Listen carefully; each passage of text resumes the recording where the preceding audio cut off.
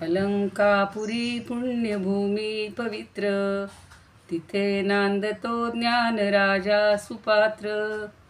तया ठविता महापुण्यराशी, नमस्कार माझा श्री सद्गुरु ज्ञानेश्वरासी.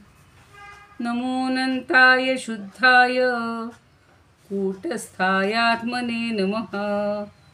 प्रेमांबुधिविहाराय ज्ञानराजाय ते नमः. माधुर्यरसकल्लोला शिवशक्तिस्वरूपिणी, अमृतानुभवार्थाय वंदे ज्ञानेशनंदिनी. नमितो योगी थोर विरागी, तत्वज्ञानी संत, तो सत्कविवर परात्पर गुरु ज्ञानदेव भगवंत. स्मरणतयाचे होता साचे, चित्ती हर्षन मावे, म्हणून वाटते पुन्हा पुन्हा ते पावन चरण नमावे. अनन्य भावे शरणरी घावे, अहंकार सांडून, झणी टाकावी तयावरुनिया काया कुरवंडून. आणि पहावे नितांत सुंदर, तेजोमय ते रूप, सहज साधनी नित्य रंगुनी, व्हावे मग तद्रूप. ज्ञानेशाला नमिता झाला, श्री सद्गुरुला तोष, वरद हस्त मस्तकी ठेवुनी, देई मज आदेश.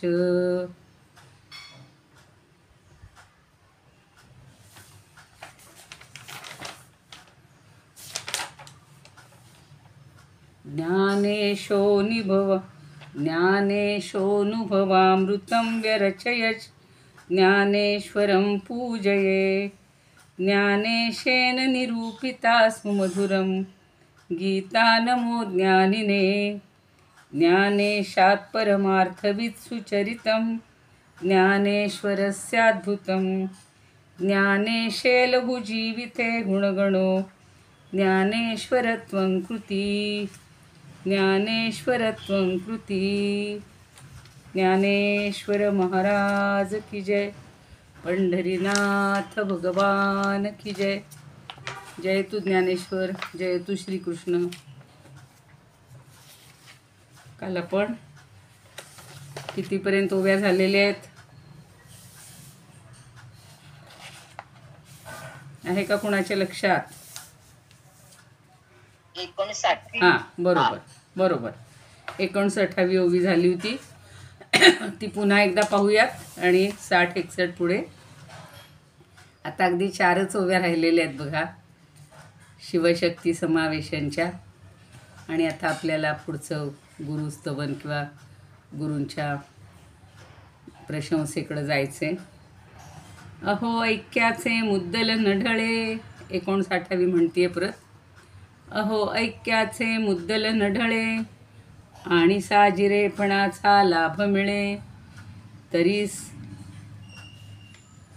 स्वतरंगाची मुकुळे तुरुंबू का पाणी.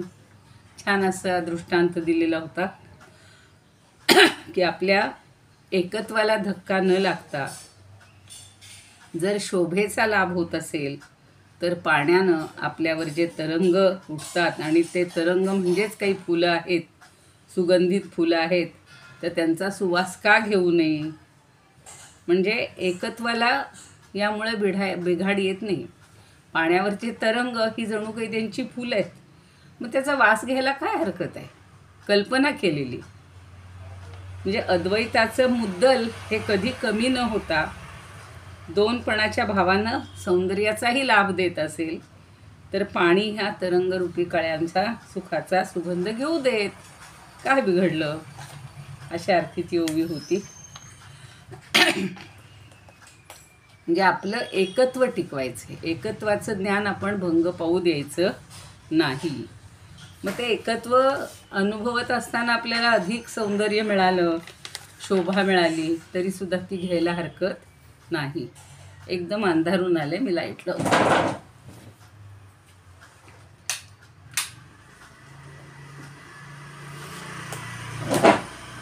आता 60वी ओवी बघणार आहोत आपण.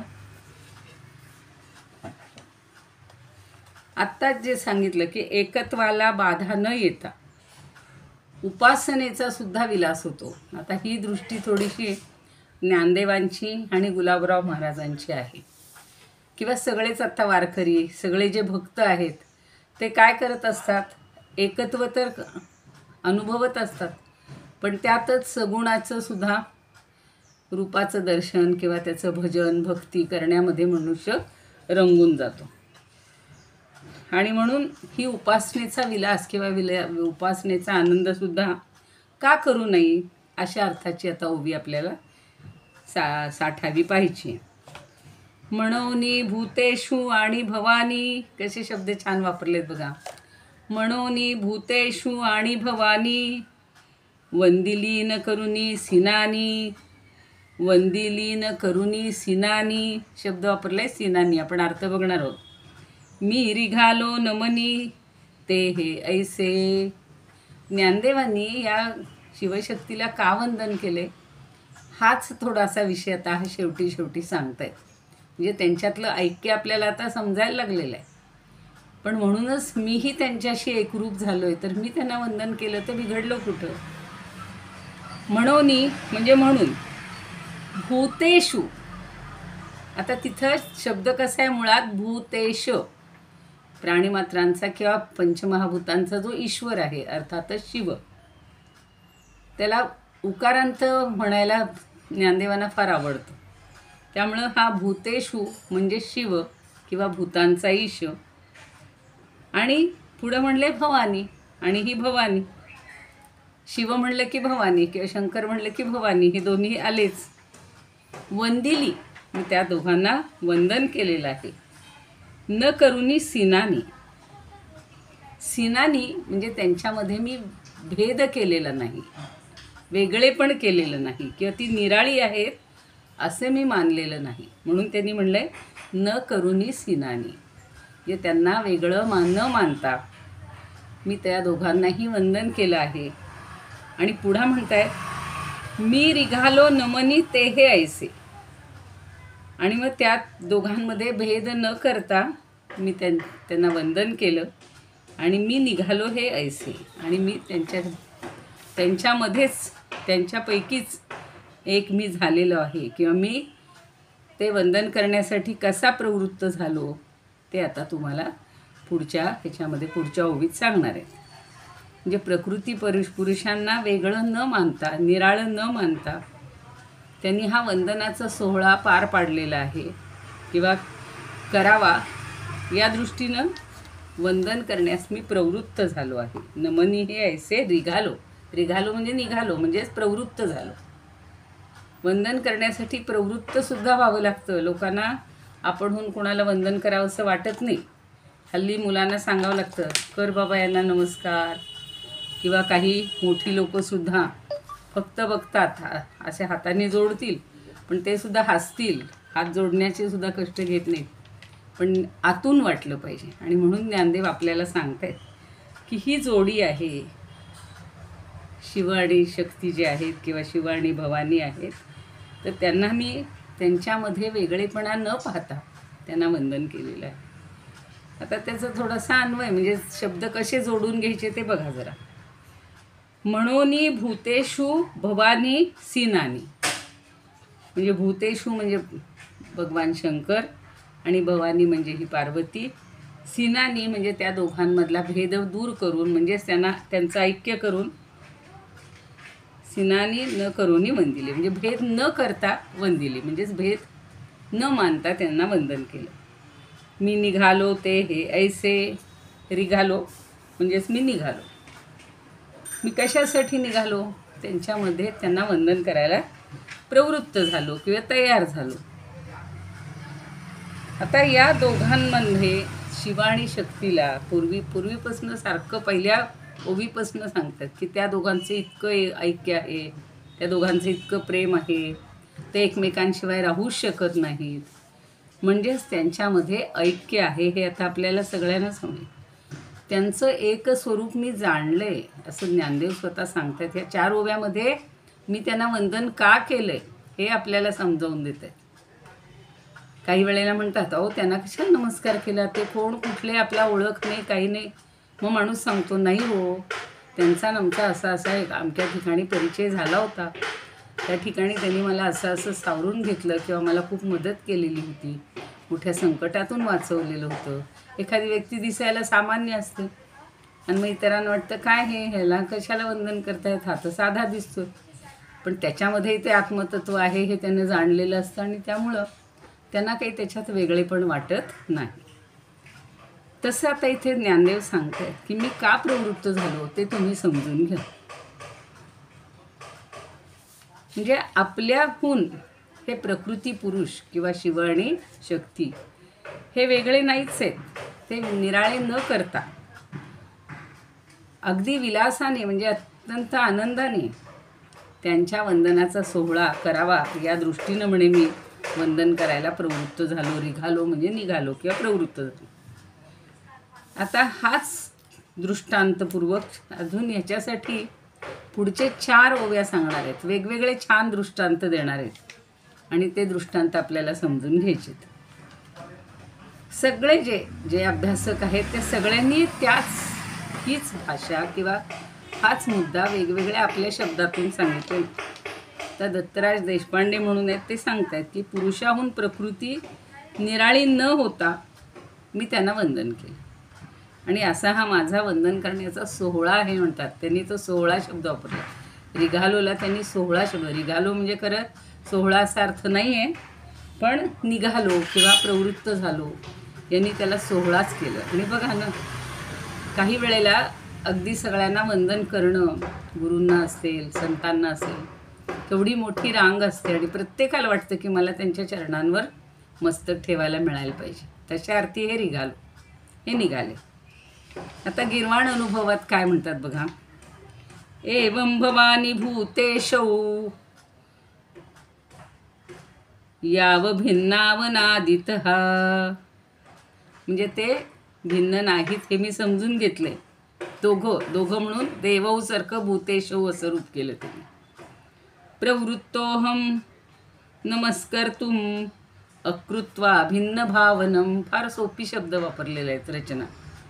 प्रवृत्तोहम जे रिघालोचा संस्कृतमध्ये खूप छान अर्थ घेतला आहे. प्रवृत्तोहम मी प्रवृत्त झालो. एखादी गोष्ट करण्यासाठी प्रवृत्त व्हावं लागतं. बळजबरीनं मानेवर हात ठेवून कर त्याला नमस्कार, त्याला अर्थ नाही आहे. आतून वाटलं पाहिजे ती प्रवृत्ती. तो म्हणतो प्रवृत्तोहम नमस्कर्तुम. नमस्कार करण्यासाठी मी प्रवृत्त झालो. कसं? अकृत्वा भिन्न भावनम. खूप सोपी रचना केली.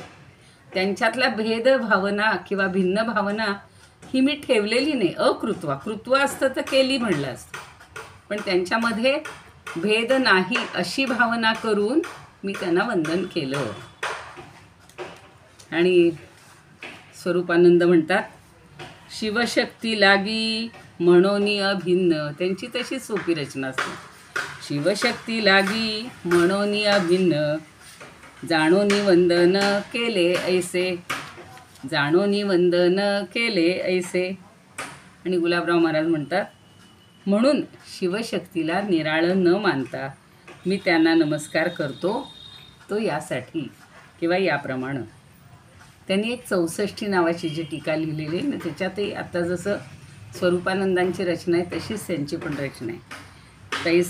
तैसे एक करोनी ज्ञानवृत्ती साधुनिया हरिप्रीती.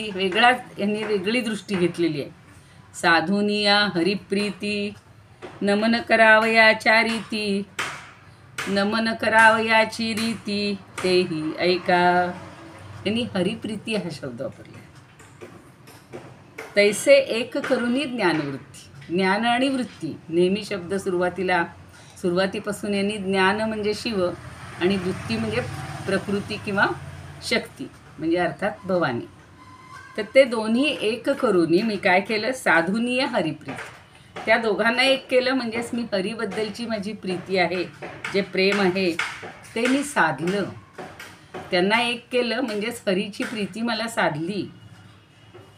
आणि नमन करावयाची रीती तेही ऐका. आणि म्हणून श्रीहरीला नमन करायचं ते अशा प्रकारे करायचं असं ऐका. एखाद्याच्या ठिकाणी अभेद पाहणं म्हणजेच त्याला वंदन करणे. अगदी हात जोडूनच नमस्कार केला पाहिजे असं अट्ट नाही.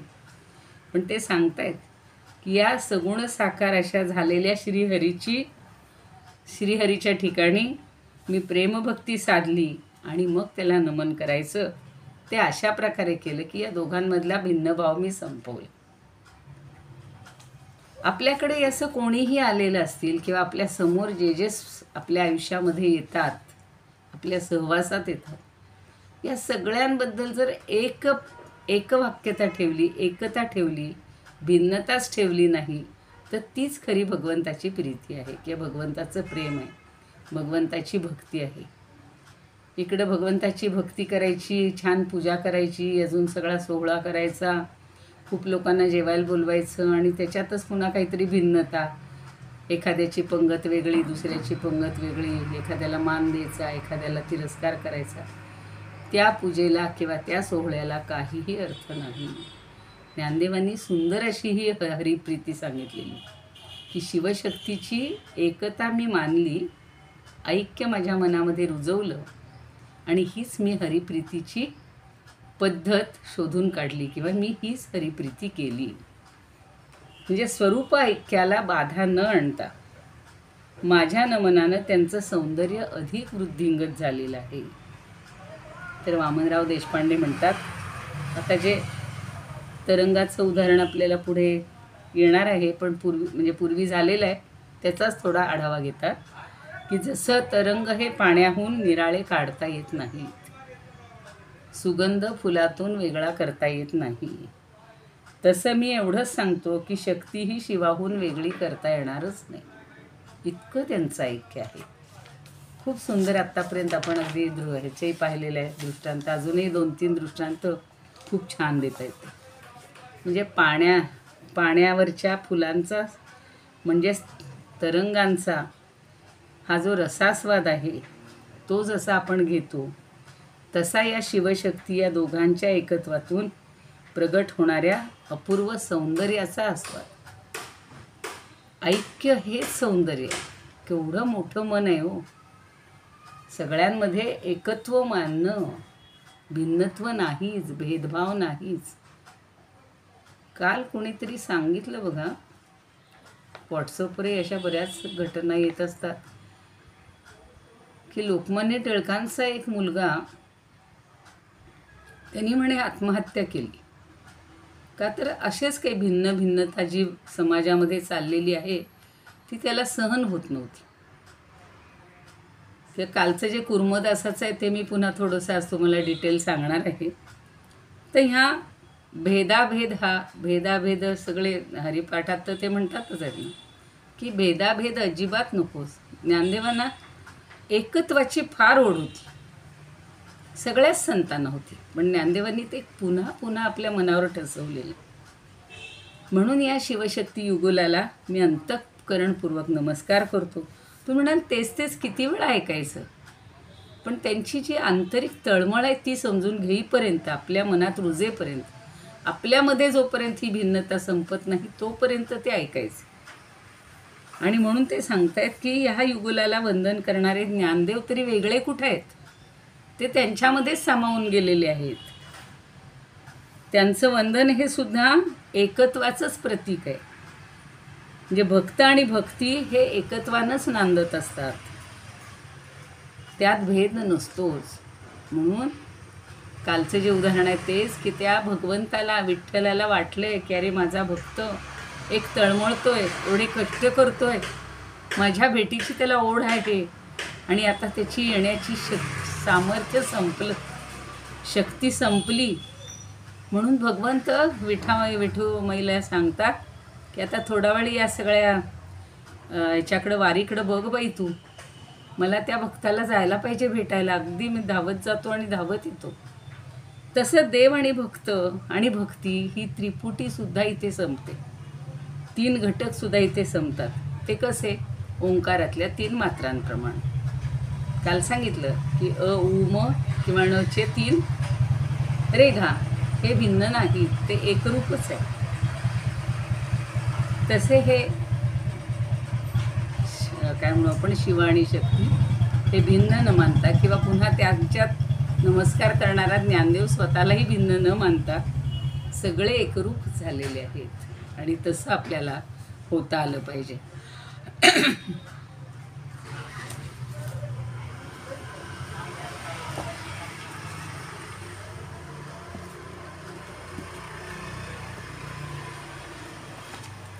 एकनाथ महाराजांचे माझ्या मते आजोबा म्हणजे भानुदास हे, आणि भानुदासांचे पिता हे भास्कर पंत असतात आणि ते मूळचे नृसिंहवाडी जवळील म्हैसाळचे होते आणि पैठणला मोठी व्यापारपेठ होती. तर हे भास्कर पंत कापडाचे व्यापारी होते आणि पैठणला आपला व्यवसाय उत्तम चालेल या विचाराने ते तिथं आले होते आणि त्यांच्यानुसार तो व्यवसाय ते चांगलं करत होते. त्यांना पुत्र झाला भानुदास, त्याचा लाभ झाला. पण थोडंसं प्रत्येकाच्या जीवनात कशी कलाटणी मिळते, तर वारकरी संप्रदाय मानणारे होते ते भास्कर पंत आणि तेच संस्कार त्या भानुदासांवर पण झालेले होते.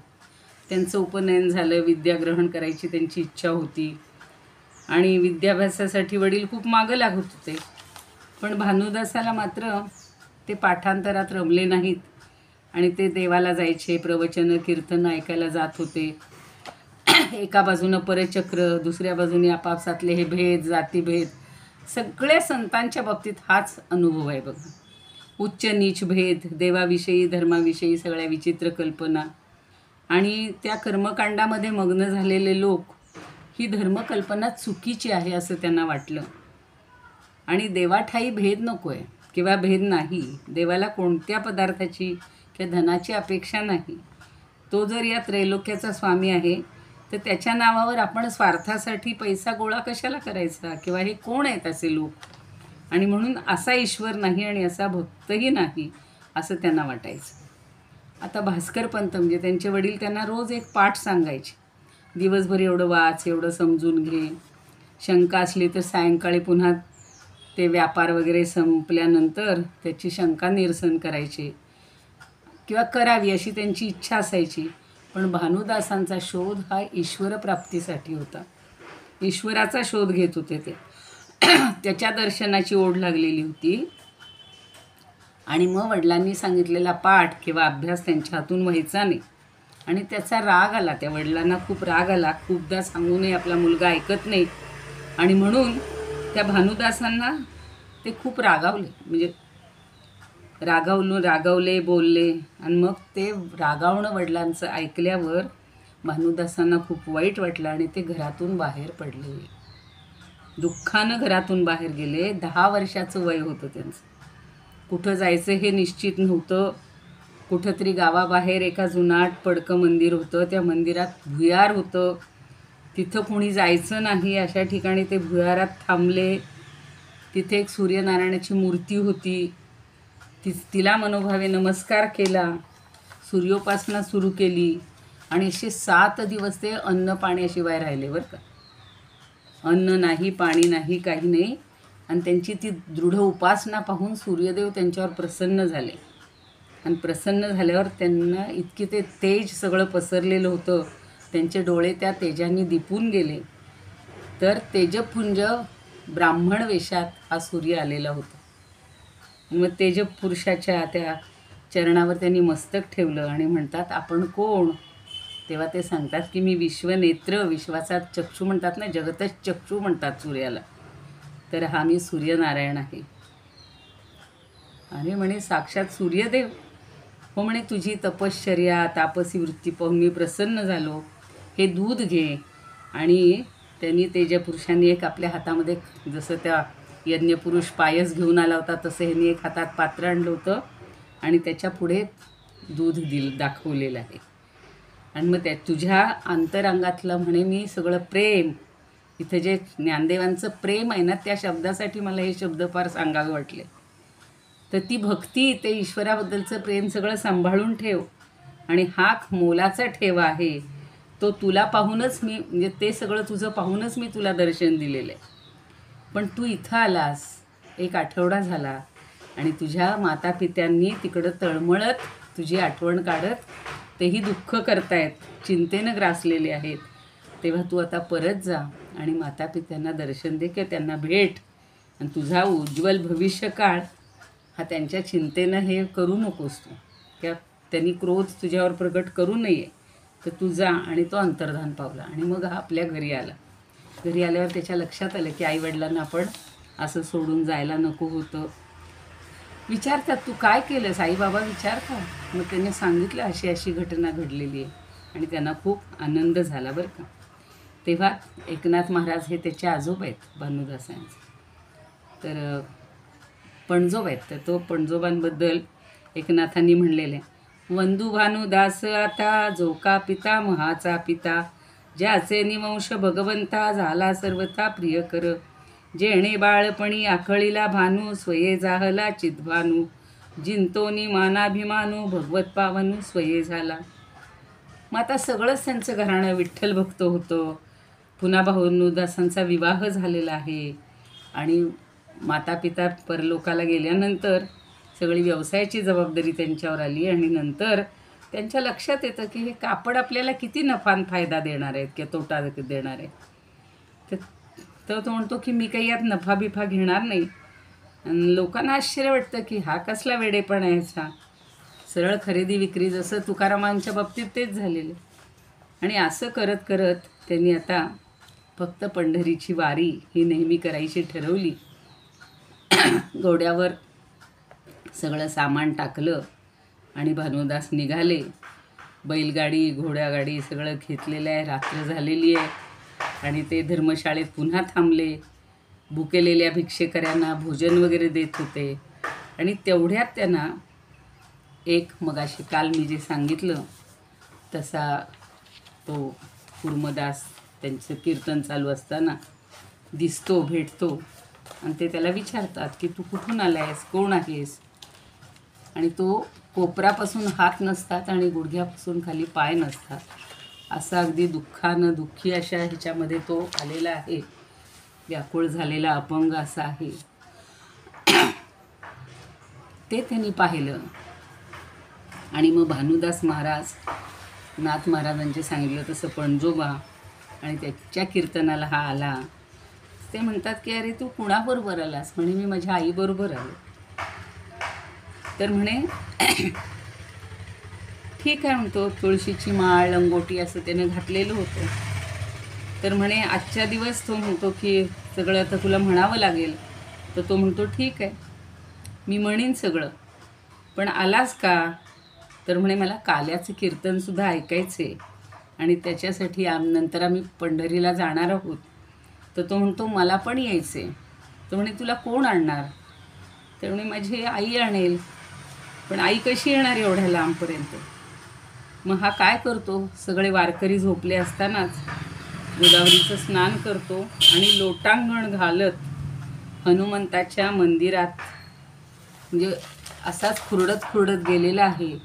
ही दिंडी सगळी पाठीमागून येतीये आणि तो सगळ्यांना असा ओरडून सांगतो गावकऱ्यांना की आता ही दिंडी आलेली आहे आणि सगळ्यांना कुणी काहीतरी आणा, भात आणा, पोळी आणा, भाकरी आणा. तर तो जो पहिला मुक्काम होता तो मांजर सुंब्याला होता. तिथून निघाले पुन्हा मांजर सुंब्याहून. सगळ्यांची भोजनाची व्यवस्था करायचा, त्यांना वाढायला सांगायचा, त्याला जे जे मदत करता येईल ते तो सगळं करायचा.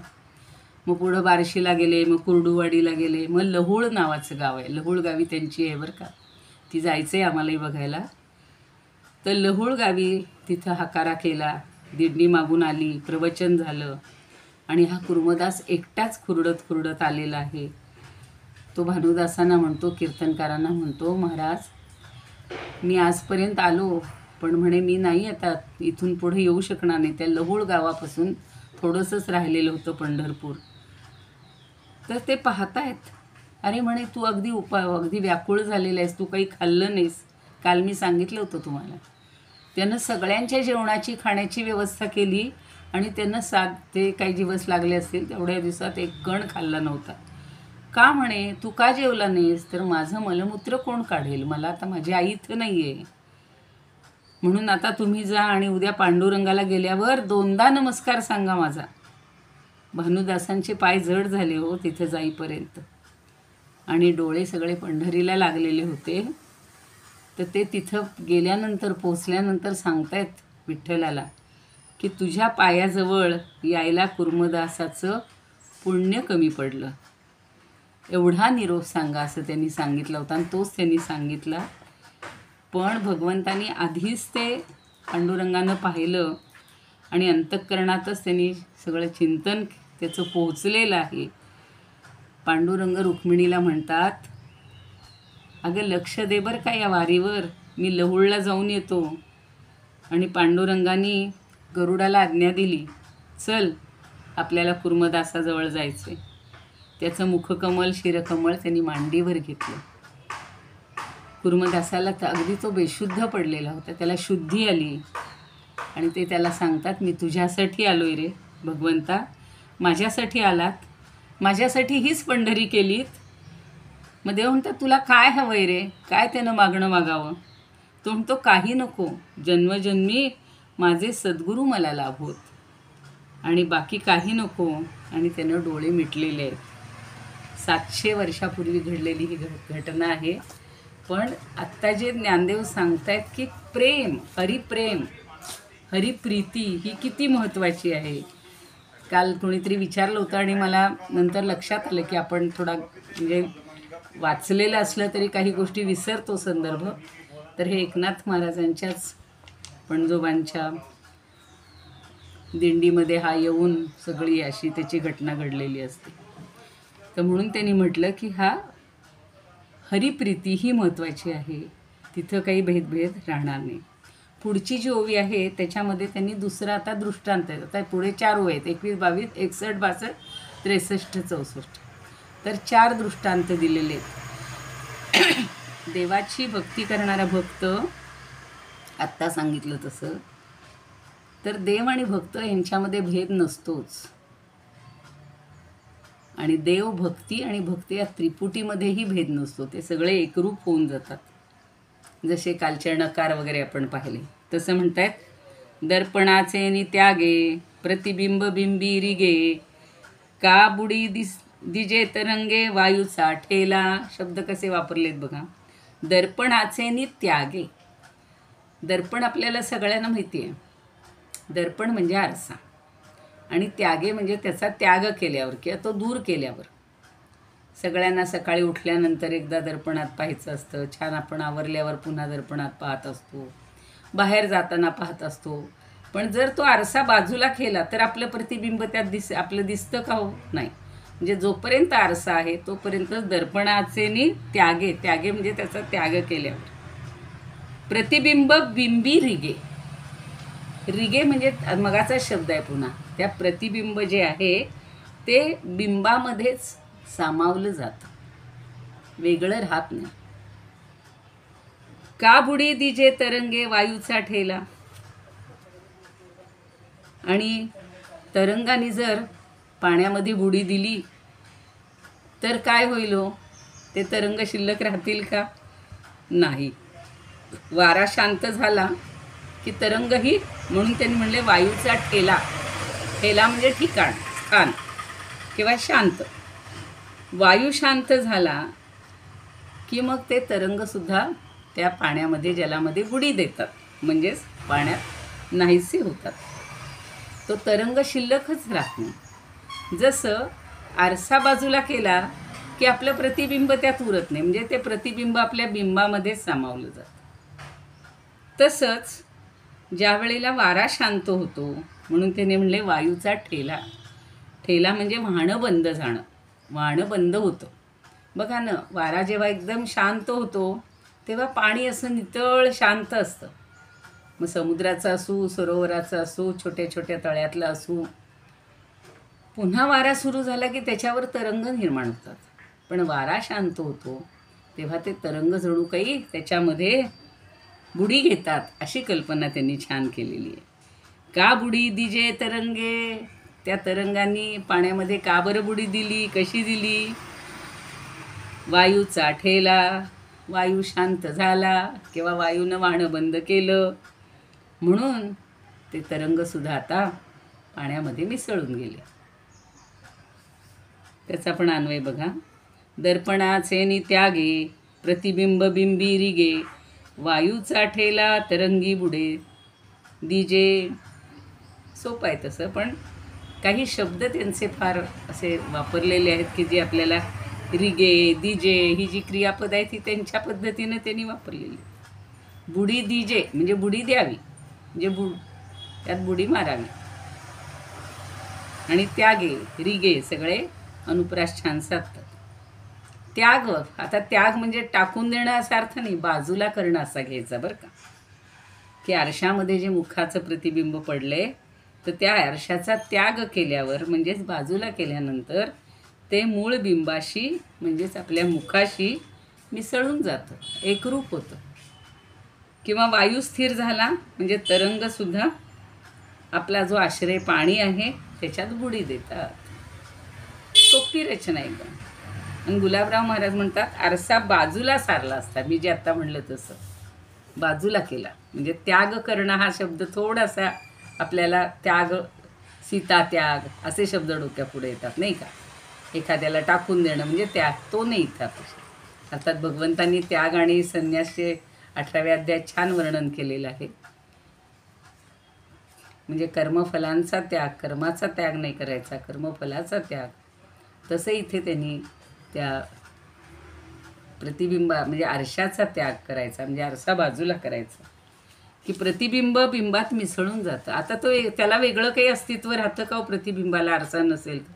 आतासुद्धा आपण या मोबाईल हा जसं काही आपला आरसाच झालेला आहे, पण जर मोबाईलचं हे बंद केलं, काय व्हिडिओ बंद केला तर आपण दिसणार नाही. म्हणजेच आपलं प्रतिबिंब आहे ते आपल्या बिंबामध्ये मिसळून जातं. म्हणून 64मध्ये म्हणतायत हे गुलाबराव महाराज, वायू राहता तरंग सुटे, तैसे सगुणपणी दोनपण नुठे, माग हे गोमटे सावळे रूप. तीच कल्पना त्यांनी थोडीशी वेगळ्या शब्दात वापरली की वायू राहता तरंग सुटे.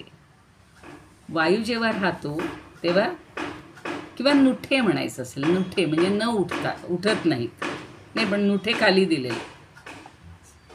आणि तैसे सगुणपणी दोनपण नुठे, आणि ज्या वेळेला सगुण श्रीहरीचं जे आपण रूप पाहतो, श्रीहरीच्या प्रेमामध्ये काय होतं, दोनपण न उठे, म्हणजे तिथं दोनपण उरत नाही. ज्याला आपण द्वैत म्हणतो ना, त्यांना त्यांनी एक आणि दोन असे शब्द वापरले. तर दोनपण उठत नाही म्हणजे दोनपण दिसतच नाही, असं हे सुंदर श्रीहरीचं जे रूप आहे. माग हे गोमटे सावळे रूप, सावळे सुंदर अशी नावं छान आहेत, अभंग चांगले आहेत ना. तर ते श्रीहरीचं सावळं सुंदर गोंडस असे जे रूप आहे, सुंदर आहे, ते तिथं राहतं, तसंच राहतं. त्याच्या ठिकाणी आता काही हे दिसत नाही, भिन्नता दिसत नाही. म्हणजे सगुण रूपामध्ये सुद्धा दोन पण उरत नाही, आपण त्याच्याशीच एकरूप होऊन जातो, अगदी त्याच्याकडेच बघत राहतो. बघा सावळं रूप असेल तर, सावळं असलं तरी त्याच्यामध्ये बघा श्रीकृष्णाचं मूर्ती असू, रामाची असू, कुठल्याही भगवंताची एक, आणि इतक्या सुंदर मूर्ती असतात की ती मूर्त म्हणून आपल्या डोक्यातच येत नाही. ते सगुण रूप असतं, पण त्याच्यात आपण अगदी पूर्ण म्हणजे त्यात जिरून जातो किंवा अगदी एकरूप होऊन जातो. आता ही त्यांनी जी कौमुदी नावाची टीका लिहिली त्याच्यात ते सांगतात की अद्वैत हे ज्ञानदृष्टीने येतं. अद्वैत हे ज्ञान झाल्यानंतरच येतं, आत्मज्ञान झाल्यावर येतं. पण दोन पण खोटं आहे असं नाही आहे बरं का. दोन पण खोटं आहे असं वाटत राहतं. अद्वैत म्हणजे जिथे द्वैत नाही ते. शिवशक्तीनं दोन पण भासते, पण ज्ञानदृष्टीनं त्याचं एकत्र एक पण घेतलं जातं. जेव्हा ज्ञान होतं, आता त्यांना ज्ञान झालेलं आहे ज्ञानदेवांना, त्यामुळे ते म्हणतात की मी त्या शिव आणि शक्तीमध्येच त्यांना वंदन करण्यामध्ये मी पण त्यात विरघळून गेलो किंवा रमून गेलो, जशी ते तरंग विरघळतात. आरशामध्ये बिंब प्रतिबिंब एकवटलं जातं तसं. म्हणजे शिवशक्तीचं तादात्म्य हे नामरूपांचं पण तादात्म्य आहे. सगुणाला प्रत्येकाला नाव लिहिलंय. कोणी सगुण निर्गुण तर आहेतच, पण कोणी शिव म्हणतात, कोणी राम म्हणतात, कोणी कृष्ण म्हणतात. सगळी नावं वेगळी आहेत, रूपं वेगळी आहेत, पण त्याच्यामध्ये सुद्धा अभिन्नत्व आहे, तादात्म्य आहे. आणि श्रीहरीच्या प्रेमात मग्न झालो तर हा दोनपणाचा भास होतच नाही. एकपणाचाच भास, दोनपणाचंही उरत नाही आणि एकपणाचंही उरत नाही म्हणतात. तर फक्त प्रेम राहतं, फक्त हरीबद्दल प्रेम राहतं.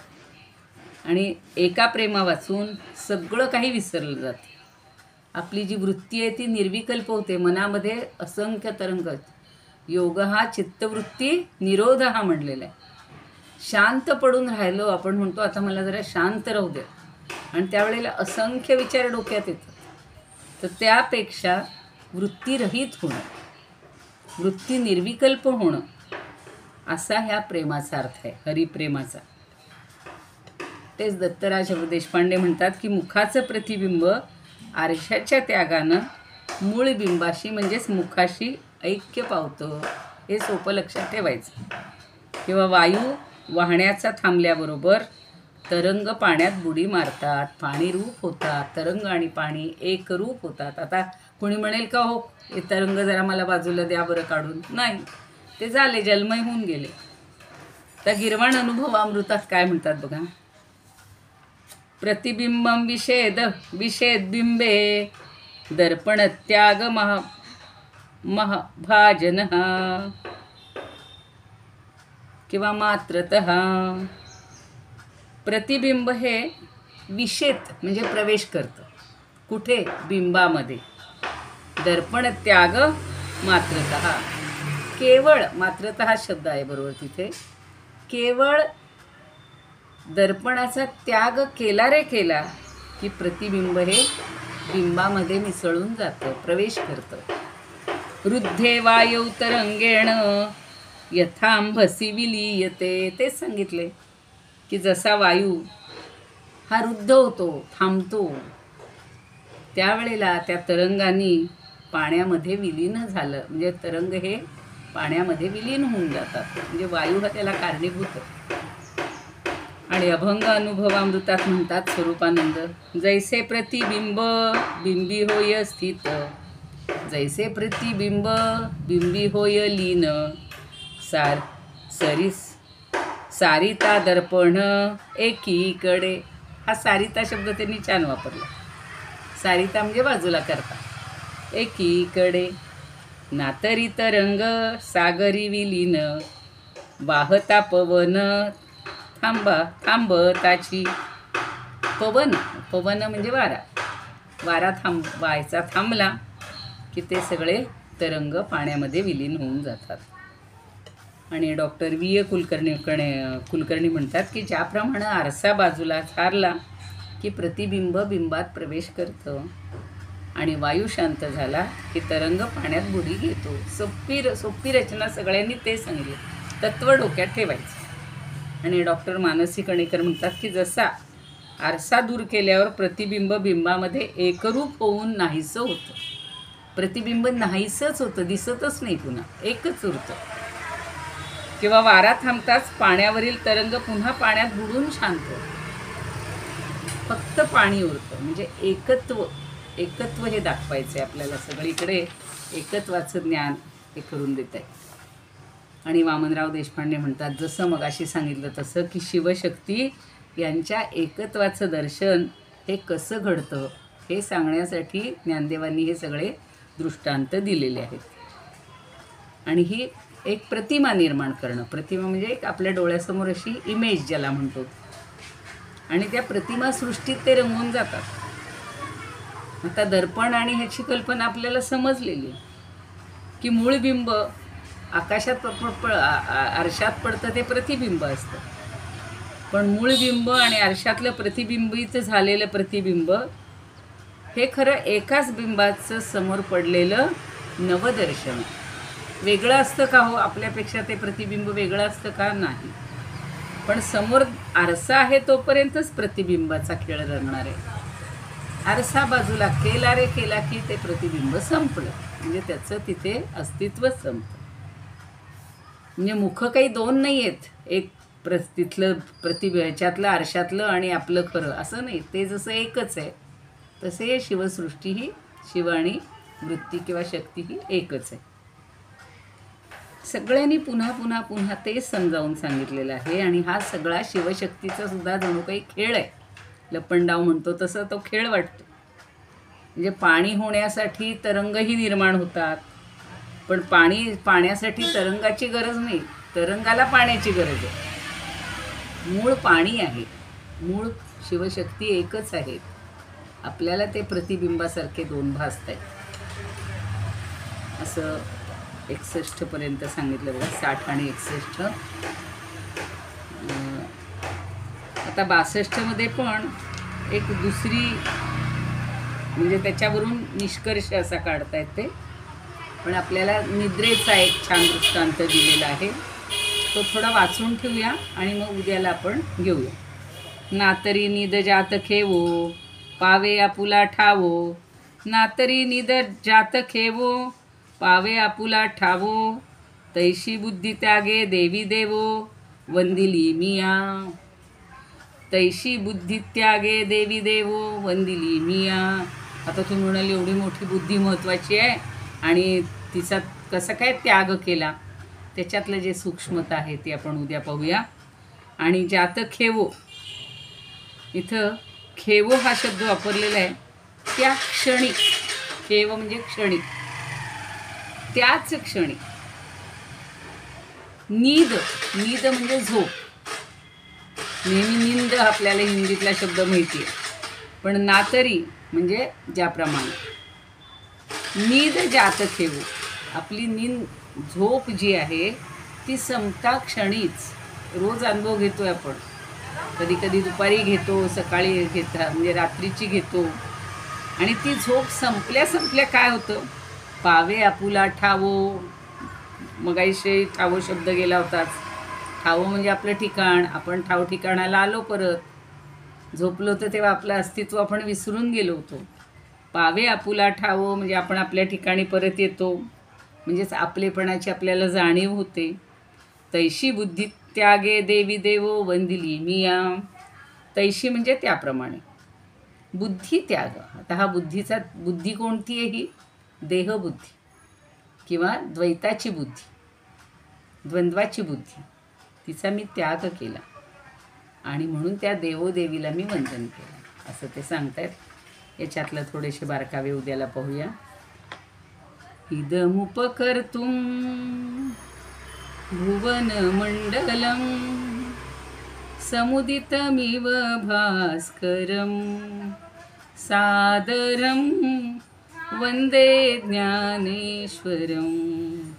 त्रिभुवनमाता भगवद्गीता लोकमङ्गला लोकविश्रुता लोकहितं संततं ध्यायता.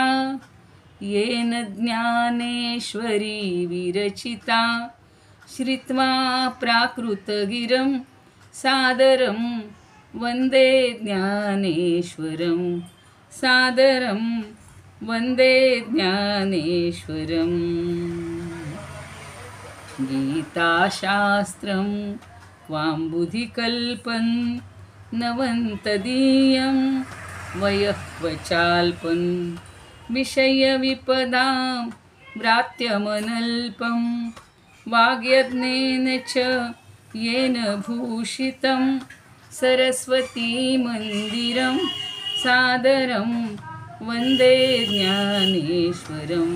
सादरं वन्दे ज्ञानेश्वरं. यत्र शारदा कृपाप्रसादः यस्य श्रवणात् परमानन्दः. निहितो यत्रामृतनिःस्यन्दः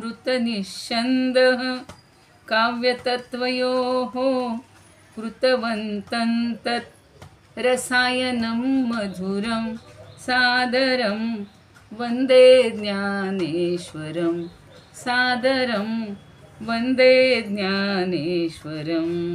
आरती कोणी म्हणते? काल कोणाला तरी म्हणायची होती, नंतर म्हणे दुसऱ्यांनी म्हणायला घेतली म्हणून माझी राहिली.